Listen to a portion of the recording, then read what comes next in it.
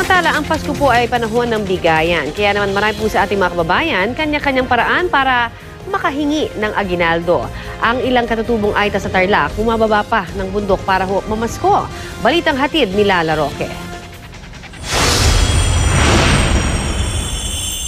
Nangangatok sa mga sasakyan o kaya'y pumupwesto sa tabing kalsada para mamalimos. Ganyan na raw ang nakagawian ng ilang katutubong Aita tuwing magpapasko. Tila hindi alintana ang peligro sa paligid. Mula sa kabundukan ng Capas Tarlac, bumababa sila at naglilibot sa Bulacan. Si Manong Surizo, nakaka-100 piso raw sa maghapong pamamalimos. Iniipon daw niya ito para ipambili ng pang Noche Buena at Media Noche. Para mayroon kaming gamitin sa magtatrabaho. Ganyan. Para kain. Oo, para kain. Ganyan.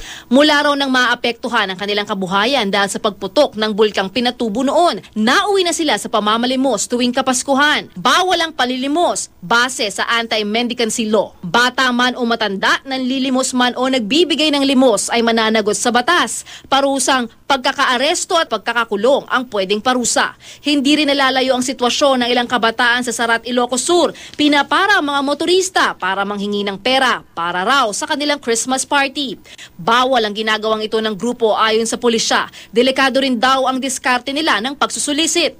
Nanlilimos din noon ang grupo ng mga badyaw na ito sa Cotabato. Pero ngayon, hindi na sila sa kalsada makikita, kundi sa mga pagtatanghal sa mga cultural village. Bumibida sila sa pagsasayaw na bahagi ng ika-25 anibersaryo ng Autonomous Region in Muslim Mindanao. At sa kanilang pag-indak, kumikita sila ng nasa 500 piso kada gabi.